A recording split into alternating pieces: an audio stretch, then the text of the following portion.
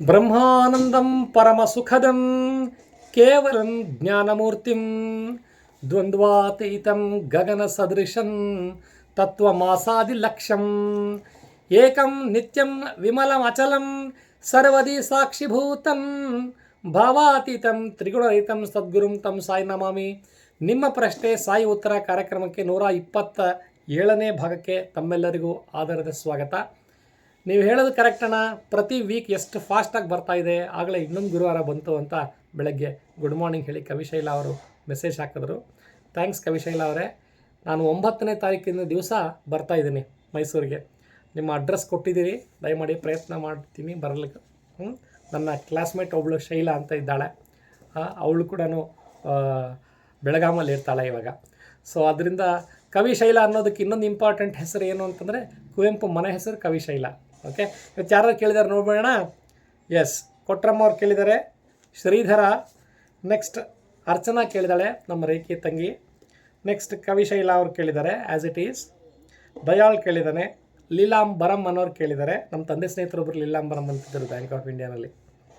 ಸುಭಾಷ್ ಗುಲ್ಬರ್ಗಾಯಿಂದ ಕೇಳಿದ್ದಾನೆ. ನೆಕ್ಸ್ಟ್ ರವೀಶ್ ಕೇಳಿದ್ದಾರೆ. ಕಲ್ಯಾಣ್ ರಾಮ್ ಕೇಳಿದ್ದಾರೆ. Next Sujay from MAN, okay Mandya. Sujay from Mandya ಕೇಳಿದ್ದಾರೆ. ಓಕೆ, ಯಾಕೆ ಅಣ್ಣ ಲೇಟ್ ಮಾಡ್ತೀರಿ ನೀವು ಅಂತ ದಯಮಾಡಿ ಕೇಳಿದ್ದೆ, ಪ್ರಶ್ನೆ ಕೇಳಬೇಡಿ. ಸೊ ಅಗೇನ್ ಆ್ಯಸ್ ಯೂಶ್ವಲ್ ಉಂಗಿರದ್ದು ತುಂಬ ವಿಷಯ ಉತ್ಕರಣ ನಡೀತಾ ಇದೆ, ಹೇಳ್ತೀನಿ. ಕಾರ್ಪೊರೇಟ್ ಡೈರಿನೂ ಹಿಂದೆ ಉಳಿದಿದೆ. ಸೊ ಕಾರ್ಪೊರೇಟ್ ವರ್ಲ್ಡ್ ಅಂತ ಹೇಳ್ತಾನೆ ಇರ್ತೀನಿ. ತುಂಬಾ ಕಷ್ಟ ಇರುತ್ತಲ್ಲ ಅಣ್ಣ ಅಂತ ಕೇಳ್ತಾಯಿದ್ರು ಕೊಟ್ರಮ್ಮ ಅವರು. ತುಂಬ ಕಷ್ಟ ಅಂತ ಕೇಳಬೇಕಾ? ಸಂಬಳ ಕೊಡೋದು ಸುಮ್ಮನೆ ಕೊಡೋಲ್ಲ ಅಲ್ಲ, ಸುಮ್ಮನೆ ಯಾಕೆ ಕೊಡಬೇಕು? ಕಷ್ಟಪಡಬೇಕು, ತೊಗೊಳ್ಬೇಕು ಅಲ್ವಾ? I like the days like that only. ಅವತ್ತಿನ ದಿವಸ ದುಡೀರಿ, ಅವತ್ತಿನ ದಿವಸ ತಿನ್ನಿರಿ ಅಲ್ವಾ? ಸೊ ಮಧ್ಯ ಈ ಥರ ಭಕ್ತಿಗೀತೆಗಳು, ಈ ಥರ ಕಾರ್ಯಕ್ರಮಗಳು ಇದು ಮಾಡ್ತವೆ. ಆಮೇಲೆ ಅನಂತ್ ಅನ್ನೋರು ಕೇಳಿದರು ಎಷ್ಟು ಸಬ್ಸ್ಕ್ರೈಬರ್ ಆಗಿದ್ರಿ ಅಂತ. 1.03K ಸಬ್ಸ್ಕ್ರೈಬರ್ ಆಗಿದ್ದಾರೆ. ಓಕೆ ಕೊಟ್ರಮ್ಮ, ಸಮಸ್ಯೆ ನಿಮ್ಮಲ್ಲೇ ಇದೆ. 409. ನೋಡೋಣ, ನಿಮ್ಮ ಮಕ್ಕಳೆಲ್ಲ ಚೆನ್ನಾಗಿದ್ದಾರೆ ಅಂತ ಅಂದ್ಕೊಂಡಿದ್ದೀನಿ. ನೋಡಿ, ನೀವು ಬಹಳ ಮಹತ್ವಾಕಾಂಕ್ಷಿ. ನೀವು ಪಾಪ ಒಂದ್ಸಲ ಮಕ್ಕಳದೆಲ್ಲ ಹೇಳ್ಕೊಂಡ್ರಿ. ಸಮಸ್ಯೆ ನಿಮ್ಮಲ್ಲೇ ಇರಲಿ ಕೊಟ್ರಮ್ಮ, ಕೇಳಬಾರ್ದು ಅಂತ ಅಲ್ಲ, ಸಮಸ್ಯೆ ನಿಮ್ಮಲ್ಲಿರುತ್ತೆ, ಪ್ರಶ್ನೆ ನಿಮ್ಮಲ್ಲಿದ್ದು ಉತ್ತರಕ್ಕಾಗಿ ನಂಬರ್ ಮೂಲಕ ಕಾಯಬೇಕು. 409 ಹೇಳ್ತಾ ಇದ್ದಾರೆ, ಬಾಬಾ ಸರ್ವ ಸಮರ್ಪಣಾ ಬುದ್ಧಿಯಿಂದ ವಿಷ್ಣು ಸಹಸ್ರನಾಮ ಪಠಣವನ್ನು ಮಾಡು, ನಿನ್ನ ಕಾರ್ಯ ಜಯವಾಗುತ್ತದೆ ಅಂತ ಬರ್ತಾ ಇದೆ ಕೊಟ್ರಮ್ಮವರೇ. ನೋಡಿ, ಬಾಬಾ 5 ವಿಷ್ಣು ಸಹಸ್ರನಾಮ, 6 ಸುಂದರಕಾಂಡ, 2ರಲ್ಲಿ ಹೇಳ್ತಾರೆ. ನೆಕ್ಸ್ಟ್ ಶ್ರೀಧರ ಅವರು ಊರ ಹೆಸರು ಹೇಳಿಲ್ಲ, 134 ಕೇಳಿದ್ದಾರೆ. 134.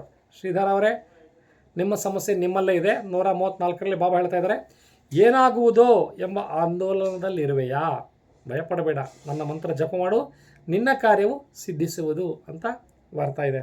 ನೆಕ್ಸ್ಟ್ ಅರ್ಚನಾ, ಇಲ್ಲೇ ಶಂಕರ ಮಠದ ಹತ್ರ ಇರ್ತಾರೆ, ನಮ್ಮ ರೇಖಿ ತಂಗಿಯವರು. ಅವರು 702 ಕೇಳಿದ್ದಾರೆ. 702. ಅಗೇನ್ 7 + 2 9. 702 ಬಾಬಾ ಹೇಳ್ತಾ ಇದ್ದಾರೆ, ಸಮಸ್ಯೆ ಏನಿದೆ ಅಂತ ನಿಮಗೆ ಗೊತ್ತು ಅರ್ಚನಾ. 702 ಬಾಬಾ ಹೇಳ್ತಾ ಇದ್ದಾರೆ, ಎಲ್ಲಕ್ಕೂ ನಿನ್ನ ಮನಸ್ಸೇ ಕಾರಣ. ಬಾಬಾರವರ ಮೇಲೆ ಮನಸ್ಸಿಟ್ಟು ಗುರುವಾರ ಉಪವಾಸ ಮಾಡು. ಗುರುವಾರ ಉಪವಾಸ ಅಂದರೆ ರಾತ್ರಿ ಊಟ ನಿಲ್ಲಿಸಿ ಅಂತ ಬರ್ತಾ ಇದೆ. ನೆಕ್ಸ್ಟ್ ಕವಿಶೈಲ, ಈಗ ಅವ್ರ ಬಗ್ಗೆ ಪ್ರಸ್ತಾಪ ಮಾಡಿದೆ, ಮೈಸೂರವರು. 516. ಕವಿಯವರೇ ಅಥವಾ ಶೈಲಾ ಅವರೇ, ನೋಡೋಣ, ಸಮಸ್ಯೆ ನಿಮ್ಮಲ್ಲೇ ಇದೆ. 516ಕ್ಕೆ ಬಾಬಾ ಹೇಳ್ತಾ ಇದ್ದಾರೆ, ಪುನರ್ವಸು ನಕ್ಷತ್ರದಂದು ನನ್ನ ನಾಮ ಪಠಣವನ್ನು ಮಾಡು, ನಿಮ್ಮ ಉದ್ಯೋಗದಲ್ಲಿ ಜಯ ಉಂಟಾಗುವುದು ಅಂತ ಬರ್ತಾ ಇದೆ. ಪುನರ್ವಸು ಆಯಾ ದಿನಕ್ಕೆ ಆಯಾ ನಕ್ಷತ್ರ ಇರುತ್ತೆ. ಆ ನಕ್ಷತ್ರ ದಿನ, ಪುನರ್ವಸು ನಕ್ಷತ್ರ ದಿವಸ ನೀನು ಪಠಣ ಮಾಡಬೇಕಂತೆ ಸಾಯಿ ನಾಮವನ್ನು, ನಿಮ್ಮ ಉದ್ಯೋಗದಲ್ಲಿ ಜಯ ಆಗುತ್ತಂತೆ ಶೈಲಾ ಅವರೇ, ಕವಿಯವರೇ. ನೆಕ್ಸ್ಟ್ ದಯಾಳ್, ಊರ ಹೆಸರು ಹೇಳಿಲ್ಲ, 203. ದಯಾಳ್ ಅವರೇ, ಸಮಸ್ಯೆ ನಿಮ್ಮಲ್ಲೇ ಇದೆ, ನಿಮ್ಮಷ್ಟೇ ಕುತೂಹಲ ನಮ್ಮಲ್ಲೂ ಸಹ ಇದೆ. ದಯಾಳ್ ಅವರೇ, ಎಳ್ಳನ್ನು ದಾನ ಮಾಡು. ಬಾಬಾ ಕೆಲವು ಸಲ ಸಿಂಗಲ್ ಲೈನರ್ಲಿ ಹೇಳಿಬಿಡ್ತಾರೆ. ಎಳ್ಳು ಗೊತ್ತಲ್ಲ, ಎಳ್ಳು ತಿಂತೀವಿ, ಎಳ್ಳು ಎಣ್ಣೆನೂ ಮಾಡ್ತಾರೆ. ಎಳ್ಳನ್ನು ದಾನ ಮಾಡಿದ್ರೆ ದರಿದ್ರ ತೊಲಗುತ್ತೆ, ಶನಿಗೆ ಅಧಿಪತಿ. ಕೆಲವ್ರಿಗೆ ಕಡಲೆಬೇಳೆ ಎಲ್ಲ ಕೊಡ್ತಾರೆ, ಕೆಲವ್ರಿಗೆ ಬಾಬಾ ಎಳ್ಳು ಬಂದಿದೆ ನಿಮಗೆ, ಎಳ್ಳು ಕೊಡಿ ದಯಾಳವರೇ. ಲೀಲಾಂಬರಂ 407. ಊರ ಹೆಸರು ಹೇಳಬೇಕು ಲೀಲಾಂಬರಂ. ನೀವು ಬರೀ ಸಮಸ್ಯೆ ಹೇಳ್ಕೊಂಡ್ರಿ, ಸಮಸ್ಯೆ ದಯಮಾಡಿ ಟೈಪ್ ಮಾಡಬೇಡಿ, ಸಮಸ್ಯೆ ನಿಮ್ಮಲ್ಲಿರಬೇಕು, ಉತ್ತರ ಬಾಬಾನಲ್ಲಿ ಕಾಯಬೇಕು. 407 ನಂಬರ್ ನೀವು ಕೊಟ್ಟಿದ್ದೀರಿ. 407ಕ್ಕೆ ಬಾಬಾ ಉತ್ತರ ಕೊಡ್ತಾ ಇದ್ದಾರೆ, ಅಗ್ನಿ ಕೊಡ್ತಾ ಇದ್ದಾರೆ, ಅಪ್ಪಣೆ ಕೊಡ್ತಾ ಇದ್ದಾರೆ. ಜವಾಬ್ದಾರಿಯಿಂದ ವ್ಯಾಪಾರ ಮಾಡು, ಯಾರಿಗೂ ಏನನ್ನು ಅನ್ನಲು ಹೋಗಬೇಡ, ನನ್ನ ಮಂತ್ರ ಜಪವನ್ನು ಮಾಡು, ಆನಂದ ಉಂಟಾಗುವುದು. ನೋಡಿ, ನಮ್ಮದಕ್ಕೆ ಬೇರೆಯವ್ರ ಹೊಣೆ ಮಾಡ್ತೀವಿ ನಾವು ಅಲ್ವಾ? ಆಮೇಲೆ ಆ ಚಿಕಿತ್ಸಕ ಬುದ್ಧಿಯನ್ನು ಬಿಡಬೇಕು. ಕೊಟ್ಟರೆ ಬಾಬಾ ಇದ್ದಾರೆ, ಕೊಡದಿದ್ದರೆ ಬಾಬಾ ಇಲ್ಲ. ಏನು ಬಿಡ್ರಿ ಉಮೇಶ್ ಅವರೇ, ವರ್ಷ ನಿಮ್ಮನ್ನೇ ಕರೆಸ್ಕೋತಾರೆ, ನಿಮಗೆಲ್ಲ ಚೆನ್ನಾಗಿದೆ, HR ವರ್ಕ್ ಇದೆ, ನಿಮಗೆಲ್ಲ ಹಂಗಿದೆ ಅಂತ ಹೇಳ್ಬಿಟ್ಟು ಇದು ಮಾಡ್ತಾರೆ. ಯಾರು ಏನು ಸಮಸ್ಯೆ ಇಲ್ಲದೆ ಇಲ್ಲ ಸ್ವಾಮಿ. ಒಬ್ರಿಗೆ ಒಂದು ಸಮಸ್ಯೆ ಇದ್ದರೆ ಆ ಸಮಸ್ಯೆ ಅವ್ರಿಗೆ ಇನ್ನೊಬ್ರಿಗಿರಲ್ಲ, ಇನ್ನೊಬ್ರಿಗೆ ಬೇರೆ ಥರ ಸಮಸ್ಯೆ ಇರುತ್ತೆ. ನೀವು ಮತ್ತೊಬ್ಬರನ್ನು ನೋಡಿ ಕೊರಗು ಜೀವನ ಮಾಡೋದು ಬಿಡಿ, ಅದೇ ದೊಡ್ಡ ಸಂಪತ್ತು. ಒಬ್ಬ ಮಹಾನ್ ಯೋಗಿ ಹೇಳಿದ್ದಾರೆ, ನಾವು ಬೇರೆಯವರ ಕಂಪೇರ್ ಮಾಡ್ದಂಗೆ ನಮಗೆ ಭಗವಂತ ಇಷ್ಟು ಕೊಟ್ಟಿದ್ದಾನೆ ಅಂತ ಹೇಳಿಬಿಟ್ಟು ನಾವು ನೋಡಿಕೊಂಡು ಜನ್ಮ ಕಂಟಿದು ನಮಗೆ ಎಷ್ಟಿದೆ ಅಷ್ಟೇ ಬರುತ್ತೆ ಅಂತ ಅಂದ್ಕೊಂಡಿದ್ದರೆ ಅದು ಒಳ್ಳೆಯದು. ಅದಕ್ಕೆ ನಮ್ಮ ತಂದೆಯವರು ಯಾವಾಗಲೂ ಹೇಳೋರು, ಸಾಕು ಸಾಕು ಅನ್ನೋನಿಗೆ ಭಗವಂತ ಸಾಕಷ್ಟು ಕೊಡ್ತಾನೆ ಅಂತ, ಬೇಕು ಬೇಕು ಬೇಕು ಬೇಕು ಅನ್ನೋನಿಗೆ ಬೇಕಾದ್ರೆ ಮಾಡಿಬಿಡ್ತಾನೆ ಅಂತ ಅಲ್ವಾ. ಯಾವಾಗಲೂ ನಾವು ಬೇಡ ಅಂತ ಇರ್ರಿ, ನಮ್ಮ ಹತ್ರ ಸಂಪತ್ತು, ದುಡ್ಡು, ಹಣ ಎಲ್ಲ ಬರ್ತದೆ. ಕೆಲವರೆಲ್ಲ ನೋಡ್ತೀವಲ್ವ, ನಾವು ಹಿಂದೆ ಓಡ್ತಾನೆ ಇರ್ತಾರೆ.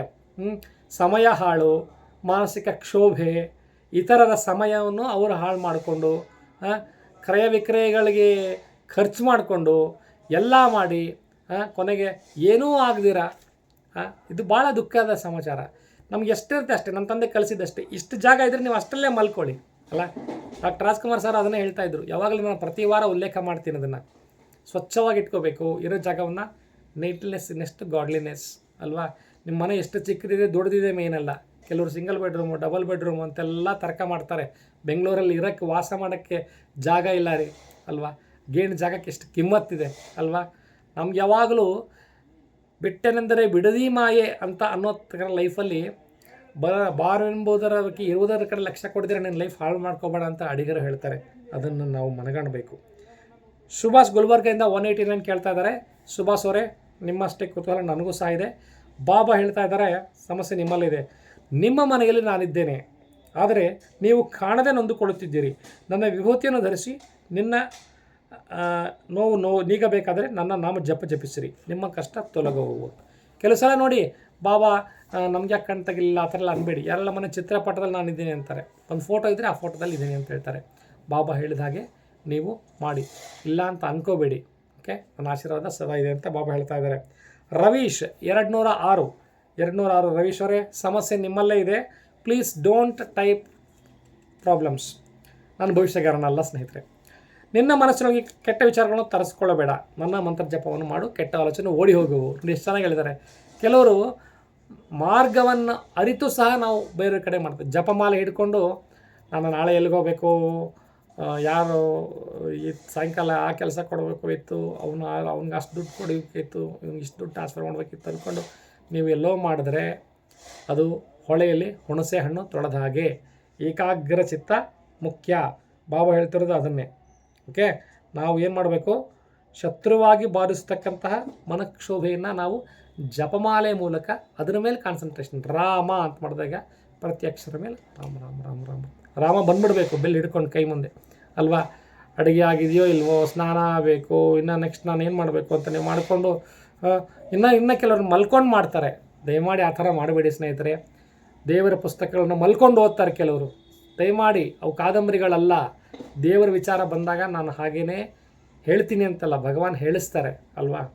ಮಲ್ಕೊಂಡು ಮಾತ್ರ ಜಪ ಮಾಡಬೇಡಿ, ಕೂತ್ಕೊಂಡು ಚೇರ್ ಮೇಲೆ ಕೂತ್ಕೊಳ್ಳಿ, ಇಲ್ಲ ಮಾಡೋಕ್ಕೆ ಹೋಗಬೇಡಿ. ಮಲ್ಕೊಂಡು ಮಾಡೋಂಗಿದ್ರೆ ಮಾಡದೇ ಇರೋದು ಮಾಡದೇ ಇರೋದು ಬೆಸ್ಟ್ ಅಲ್ವಾ. ನಾವು ದೇವರಿಗೆ ಇನ್ಸಲ್ಟ್ ಮಾಡಿದ ಹಾಗೆ ಅಲ್ವಾ. ಈ ನಡುವೆ ಏನೇನೋ ಕೇಳ್ತಾ ಇದ್ದೀವಿ, ಏನೇನೋ ನಡೀತಾ ಇದೆ. ಎಷ್ಟು ಒಂದು ಒಳ್ಳೆ ಕೊಟೇಶನ್ ನೋಡಿದೆ ಮೊನ್ನೆ ಫೇಸ್ಬುಕ್ಕಲ್ಲಿ. CK ರಾಯರು ಪಾಪ ತೀರ್ಕೊಂಡ್ರಲ್ಲ, ಆತ್ಮಹತ್ಯೆ ಮಾಡಿಕೊಂಡು. ಆಮೇಲೆ ತಿಂಗಳ ಕೆಳಗೆ ಆಶಾ ರಘುವರು ಹೋದರು. ಅವರು ಆತ್ಮಹತ್ಯೆ ಎಷ್ಟು ಚೆನ್ನಾಗಿ ಬರೆದಿದ್ದಾರೆ ಅಂದರೆ, ಒಬ್ಬ ನಮ್ಮಂಥ ಓದುಗರು, ಆತ್ಮಹತ್ಯೆ ಮಾಡಿಕೊಳ್ಳುವುದು ದೇವರಿಗೆ ನಾವು ಮಾಡೋ ಇನ್ಸಲ್ಟು ಅಂತ. ನೋಡ್ರಿ ಎಷ್ಟು ಚೆನ್ನಾಗಿದೆ ಇದು ಅಲ್ವಾ. ಹೌದ್ರಿ, ಭಗವಂತ ಕರೆಸ್ಕೊಳ್ಳೋವರೆಗೂ ನಾವು ಹೋಗಬಾರ್ದು ಅಲ್ವಾ. ಅದು ನಾವು ದೇವ್ರಿಗೆ ಮಾಡ್ತಕ್ಕಂಥ ಇನ್ಸಲ್ಟ್. ಹೇಳೋರು ಯಾರು? ಅಷ್ಟು ಪ್ರೆಷರ್ ಇರ್ತದೆ, ಅಷ್ಟು ಫ್ರಾಡ್ ಯಾರು ಮಾಡು ಅಂತ ಹೇಳಿದ್ರು ನಿಮಗೆ ಅಲ್ವಾ. ನಾವು ರಾಯ್ ಫ್ರಾಡ್ ಮಾಡಿದಾನೆ ಅಂತ ನಾನು ಹೇಳ್ತಾ ಇಲ್ಲ. ಆ ಪ್ರೆಷರ್ ಆಗೋದಕ್ಕೆ ಏನು ಕಾರಣ ನಾವು ಟ್ರ್ಯಾಕ್ ಮಾಡ್ಕೋಬೇಕು ಅಲ್ವಾ. ಇವಾಗಂತೂ ತುಂಬ ಕ್ಷೋಭೆ ಆಗಿಬಿಟ್ಟಿದೆ ಕಾಲ. ಹತ್ತತ್ತ ಸರದ ಕೂಡು ಅನ್ನೋಕ್ಕಾಗಲ್ಲ. ನೀತಿ ಮಾತು ಹೇಳಿ ಹೋಗಲ್ಲೋ ನೀನು ಯಾರು ಅಂತಾರೆ ಅಲ್ವಾ. ಇದನ್ನೆಲ್ಲ ನೋಡಿಕೊಂಡು ಮಾಡ್ಕೋಬೇಕು. ಆಮೇಲೆ ಎಕ್ಸ್ಟರ್ನಲ್ ಇನ್ಫ್ಲೂಯೆನ್ಸ್ ಜಾಸ್ತಿ ಇವಾಗ. ಏನು ತಿಂದರೂ ಮಾಡಬೇಕು, ಏನು ತಂದು ಪೋಸ್ ಕೊಡಬೇಕು. ಇಡ್ಲಿ ತಿಂದರೆ ಹಾಕಬೇಕು ಫೇಸ್ಬುಕ್ಕಲ್ಲಿ. ನಿಮ್ಮ ತಾಯಿಗೆ ಸೀರೆ ಕೊಟ್ಟರೆ ನೀವು ಫೇಸ್ಬುಕ್ಕಲ್ಲಿ 4 ಜನ ನೋಡಬೇಕು. ಈ ಥರ ಎಲ್ಲ ಹುಚ್ಚು ಕಲಿಕೆಗಳು, ಹೋಲಿಕೆಗಳು ಬಿಡಿ.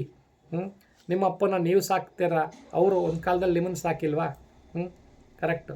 ಈಗಿನ ಕಾಲದ ಜನ ಹೇಳ್ಬೋದು ಎಲ್ಲರೂ ಮಾಡ್ತಾರೆ ಅಂತ. ಎಲ್ಲರೂ ಮಾಡ್ತಾರೆ ಅಂತ ಹೇಳೋದು ಸುಲಭ, ಆದರೆ ಅದು ಅನುರಣಿಸ್ಕೊಂಡಾಗ ಗೊತ್ತಾಗತ್ತೆ ಅಲ್ವಾ, ನಮ್ಗೆ ಎಷ್ಟು ತಂದೆ ನಮಗೆ ಮಾಡಿದ್ರು ಅಂತ ಅಲ್ವಾ. ನಮ್ಮ ತಂದೆ ಬ್ಯಾಂಕ್ ಅಧಿಕಾರಿ ಇದ್ದರೂ ಕೂಡ ಸಹ ಬಡತನವನ್ನು ತೋರಿಸಿದ್ರು. ನಮ್ಮ ಮನೆ ಮುಸುರೆ ತಿಕ್ಕವಳು ಆಯಿತಾ, ಅವ್ರನ್ನ ಮುಸುರೆ ತಿಕ್ಕೋರ ಥರ ನೋಡ್ತಾ ಇರಲಿಲ್ಲ ನಾವು. ಅವರ ಮಕ್ಕಳು ಆಟೋನಲ್ಲಿ ಕಾಲೇಜಿಗೆ ಸ್ಕೂಲಿಗೆ ಹೋಗ್ತಾಯಿದ್ರು. ನಮ್ಮಪ್ಪಗೆ ಬಂದು ಹೇಳೋಳು, ಅಯ್ಯೋರೇ ನೀವು ಇಷ್ಟೆಲ್ಲ ಗಳಿಸ್ತೀರಾ, ಮಕ್ಕಳು ಆರಾಮಾಗಿರಲಿ ಅಂತ. ನಿನಗೆ ಗೊತ್ತಾಗಲ್ಲ ಲಕ್ಷ್ಮಮ್ಮ, ಅವ್ರ ಮುಂದೆ ನನ್ನ ನೆನೆಸ್ಕೋತಾರೆ ಅಂತ. ಎಷ್ಟು ನಿಜ ಬಂದಿದೆ ನೋಡಿ. ನಮ್ಗೆ ಕಷ್ಟ ತೋರಿಸಿದ್ರಿಂದ ಹೆಜ್ಜೆ ಹೆಜ್ಜೆಗೂ ನಮ್ಮ ತಂದೆಯನ್ನು ನಾವು ಇವತ್ತಿನ ದಿವಸ ನೆನೆಸ್ತೀವಿ. ನಿಮ್ಮ ತಂದೆ ಏನು ಡಾಕ್ಟರ್ ರಾಜ್ಕುಮಾರ್ ವಿಷ್ಣುವರ್ಧನ್ ಅಂತ ಕೇಳಬೇಡಿ. ಎಲ್ಲ ತಂದೆಗೂ ಎಲ್ಲ ಮಕ್ಕಳಿಗೂ ಅವ್ರ ತಂದೆ ದೊಡ್ಡ ಹೀರೋಗಳೇ ಅಲ್ವಾ. ಕಂಡ್ರೆ ಆ ಹೀರೋಯಿಸಮ್ ನೀವು ತಂದೆಯಲ್ಲಿ ನೋಡಿದ್ರೆ, ಎಲ್ಲ ಬಿಡಪ್ಪ ಎಲ್ಲರಪ್ಪ ಮಾಡ್ತಾರೆ ನೀನೇನು ಮಹಾ ಮಾಡ್ತೀಯ ಅಂದರೆ ಹಂಗೆ ಅಲ್ವಾ. ಎಲ್ಲ ಕರ್ತವ್ಯ ಮಾಡ್ತಾರೆ ಅಂದರೆ ರೆಸ್ಪೆಕ್ಟ್ ಕೊಡೋದು ನಿಮಗೆ ಕರ್ತವ್ಯ ಅಲ್ವಾ. ಓಕೆ, ಜ್ಞಾನ ಜಾಸ್ತಿ ಆಯಿತು, ಬೇಡ.